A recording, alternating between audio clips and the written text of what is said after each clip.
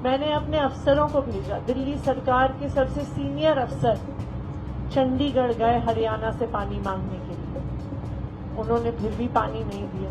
अब ये आतिशी जी को क्या सूझा है? जैसे आहट सुनती है अरविंद केजरीवाल बाहर निकलने वाला है तो सरकार के खिलाफ ही सरकार की मंत्री बैठ गई धरने पे। जब से हरियाणा सरकार ने पानी रोका, मैंने हर कोशिश करके देखी। मैंने हरियाणा की सरकार से बात करी, उनके मुख्यमंत्री से बात करी। मैंने हिमाचल प्रदेश के मुख्यमंत्री से बात करी कि अगर आपके पास कुछ ज्यादा पानी है तो आप दिल्ली को दे दो। हिमाचल प्रदेश की सरकार तैयार थी, उनके मुख्यमंत्री तैयार थे, लेकिन हिमाचल प्रदेश का भी पानी हरियाणा से ही होके आना है। हरियाणा सरकार ने उसके लिए भी मना कर दिया। मैं सुप्रीम कोर्ट भी गई, मैंने सुप्रीम कोर्ट में गुहार लगाई। सुप्रीम कोर्ट ने भी माना कि दिल्ली में पानी की बहुत ज्यादा कमी है, लेकिन उसके बाद भी हरियाणा सरकार ने पानी नहीं दिया। मैंने अपने अफसरों को भेजा। दिल्ली सरकार के सबसे सीनियर अफसर चंडीगढ़ गए हरियाणा से पानी मांगने के लिए। उन्होंने फिर भी पानी नहीं दिया।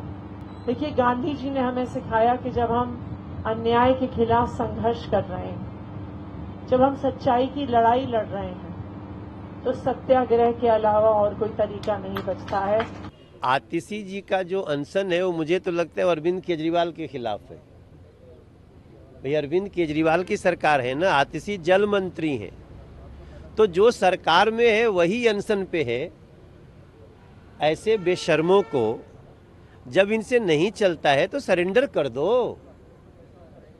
आप सरेंडर करिए, 15 दिन के अंदर टैंकर माफियाओं पे चोट लगेगी और पानी जिसका है उसके हक में जाने लगेगा।